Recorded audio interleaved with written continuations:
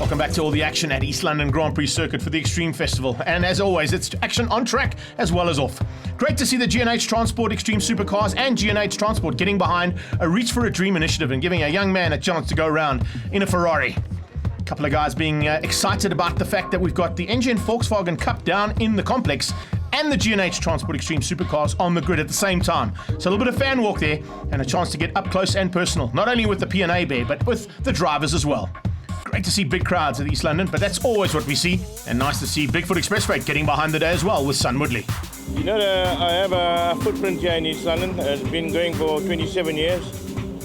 We are operating in this area, and we have very loyal customers here. And the guys at East London Racetrack, they've also been very good to me.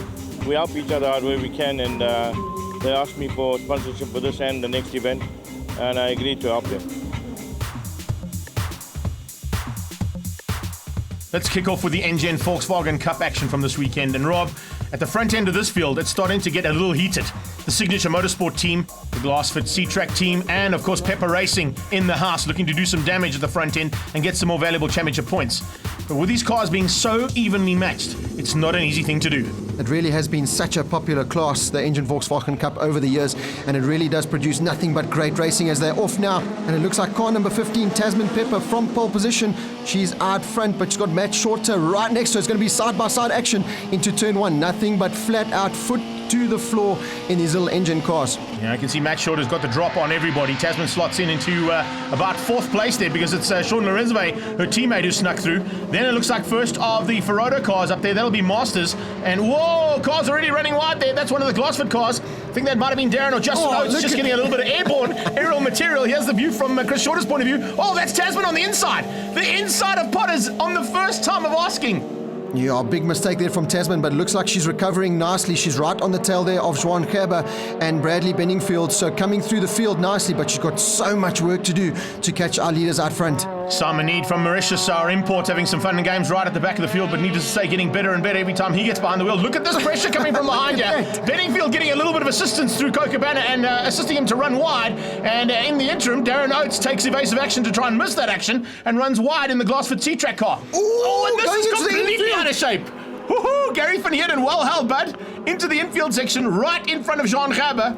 And that little Masters battle was for third place on track with the Masters, because remember, up the road, Trevor Bland is sitting in second as Lorenzo is actually leading the race overall. He did so well to control that car, because that could have really ended in big tears. But back on track now, out front, Sean Lorenzo, the master, is out front. He's got Matt Shorter and Bradley Liebenberg right on his tail, but coming to the line, that's a great result for the master driver. No worries at all there for Lorenzo. That's exactly what he wanted to do. But look in the background at the Signature Motorsport epic battle there for second, third and fourth. There they cross the line. Shorter in second, Liebenberg in third, and Masters in fourth. Trevor Bland eventually finished in fifth place and second of the Masters, beating out Chris Shorter, Tasman Pepper, and Yuri Swart in eighth. A couple of cars are going to get sorted out here. A couple of off-track excursions that might need a little attention as well. But we're going to go straight into heat number 2 now. And I think some more battles about to resume at the front end.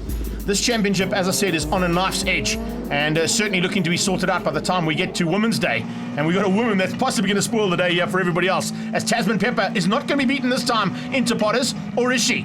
The Signature Motorsport team are going to try and squeeze her out, and they have. Brad Liebenberg just getting ahead of Taz as they go through Potters, but she's side by side with him heading to Rifle.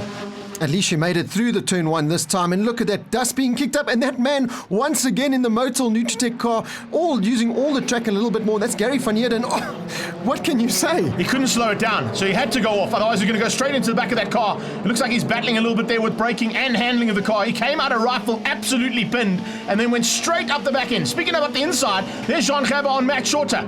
Nice little battle there between the master and, of course, one of our younger drivers, Matt Shorter, going side by side with Jean Gerber in the Glassford C-Track car. Now as they head down through the complex, you can see the 38 Special coming into the mix as well. Justin Oates up there as well. And a great start once again from Lorenzo.